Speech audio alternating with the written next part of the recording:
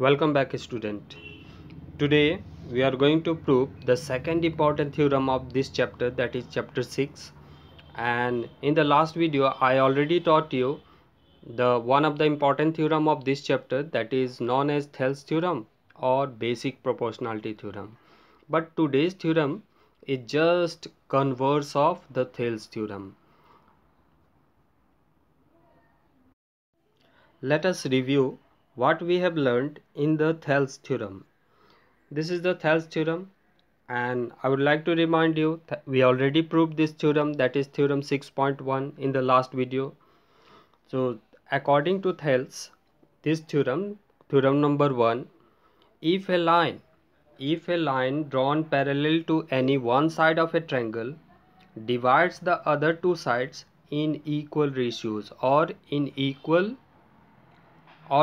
the same ratios. You can see in this figure we have taken triangle. Our triangle is, we have named it A, B and C. This is our triangle, and you can see this is the line L which we have drawn parallel to which side? Parallel to this side, BC of this triangle. Remember, line L is parallel to side BC, and the same line is intersecting this side AC and side AB and side AC at two distinct points D and E, isn't it?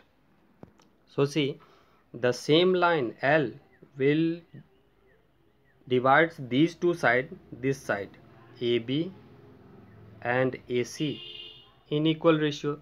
That means what will be the ratio of this part? Ratio of this part, it will be AD by DB, and in this way come to the right hand side, AE by EC. This theorem we already proved it, isn't it?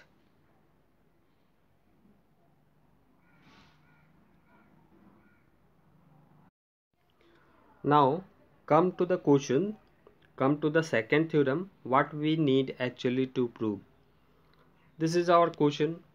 If a line divides any two sides of a triangle in the same ratio, then the line will be parallel to third side. That means I have drawn the figure here. Try to understand. This is our triangle ABC, triangle A, B and C. This is our triangle, and you can see two lines. One is red one is the constructed part, extra line that we have added to the figure. Now original line L, we have assumed line L, this line which intersect the side AB and AC at two distinct points P and Q in such a way that it divides the other two sides. You can see the line L is dividing this side, AB side and AC side, in equal ratio. That means AB, this way AP by PB will be equal to AQ by QC. Now come to the solution part. First we will start what is given in question. So you can see this is the solution part. Let a line L divides the two sides AB and AC of triangle ABC, and it is already given in question the line divides the other two sides in equal ratio. That is why this is the given section. We can write the line L divides AB and AC in equal ratio. That is why we have shown the ratios are equal. Which ratio? Left hand side ratio will be equal to right hand side ratio. So see, this is the first part given. Let a line L divides the two sides AB and AC of triangle ABC such that the ratios are equal. Now next, you can see in the figure we have drawn a construction. Since it is given in question, the line L is not parallel to BC. This L, or you may say PQ, the line L can also be represented by PQ. Line L is not parallel to BC, that means PQ is not parallel to BC. So that is why we have taken it is one extra construction is required here. Instead of, we have taken a line PR, or you may say line M, this red one. So this is construction part. Let M is parallel to BC. We have assumed, for the moment we have assumed M is parallel to BC. So this will be the construction part. You can see construction part, and remember, we need to prove the same line, the line L or the line PQ, which divides the two sides in equal ratio. This line this line L, or you may say PQ, will be parallel to BC. So this is proof section. We are going to prove this one. PQ will be parallel to BC. And what is extra required here? Extra, this is construction part. Draw M, a line M we have drawn parallel to BC, which intersect AB and AC respectively. That means it is given in question, the line L, this line, the line L is dividing these two sides AB and AC in equal ratio. It is given in question, line L divides AB and AC in equal ratio, but it is not given in question the same line L is parallel to BC. We need to prove the line L will be parallel to which side? This side, side BC. We are going to prove it. It is only given in question the line L divides these two sides in equal ratio, and we need to prove the line L will be parallel to BC.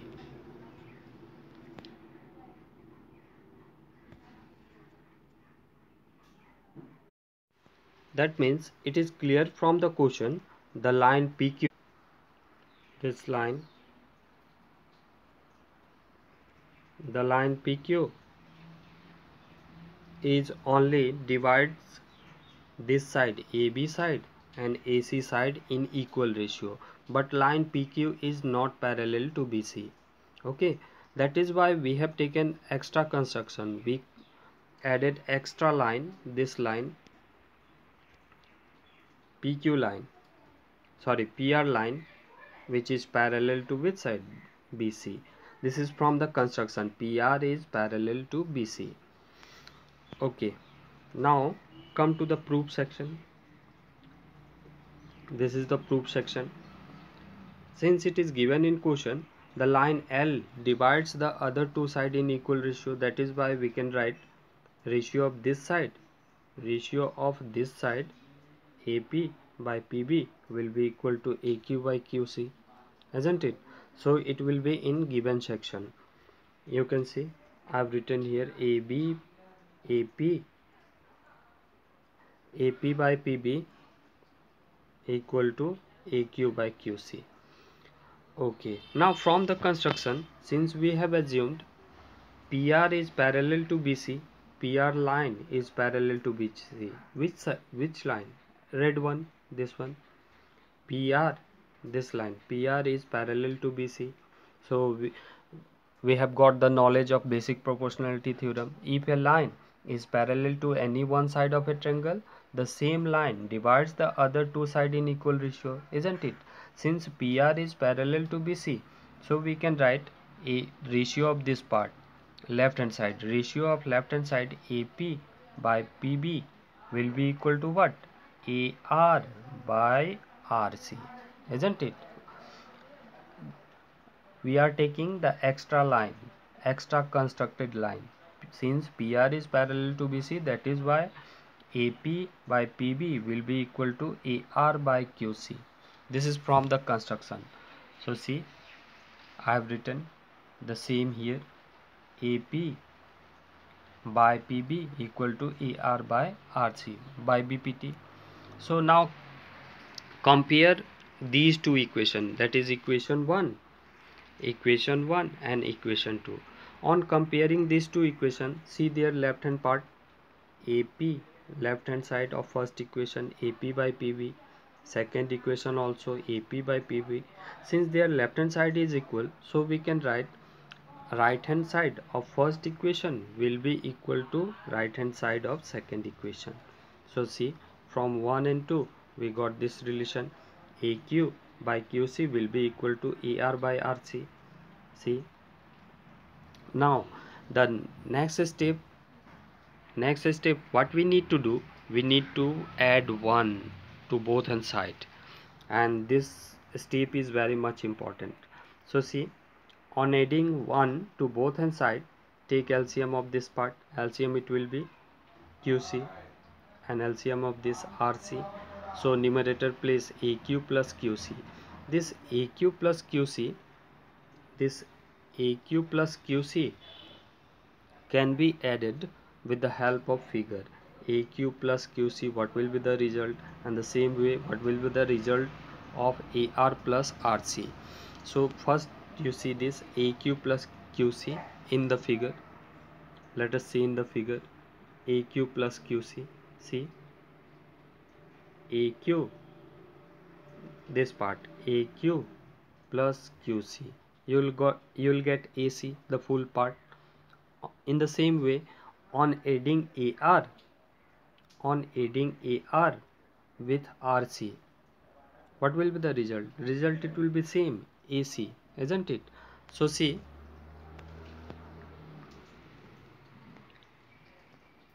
after adding these two part, we have written at numerator place AC, here also AC.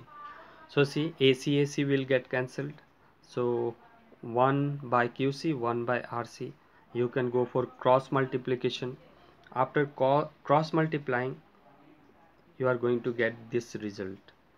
QC will be equal to RC. Now try to understand this statement.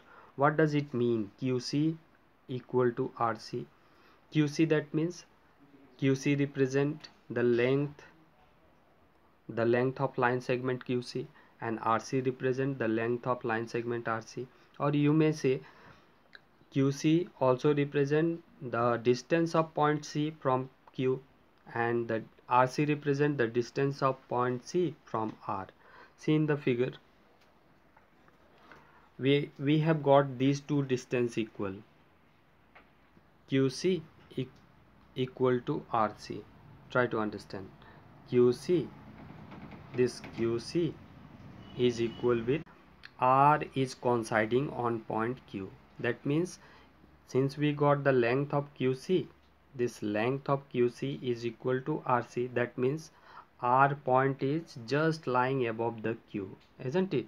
That means the location of these 2 points R and Q are at the, that means Q and R lie in a same place. That means R coincides with Q.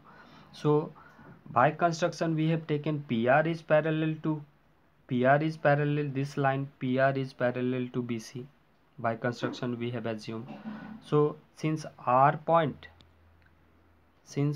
R coincide with point Q, that means R is just above the point Q. So we can write, in place of PR we can write Q, because these 2 points exactly lie in a same place. So in place of R you can write Q. So see here, next step, since the distance QC is equal to RC, that means Q and R must coincide, they are coinciding. So we can write, by construction we have taken PR is parallel to BC, so R can be replaced by the point Q. So we got finally PQ is parallel to BC. Hence we prove the second theorem, second important theorem, and it is also popularly known as converse of basic proportionality theorem or Thales theorem.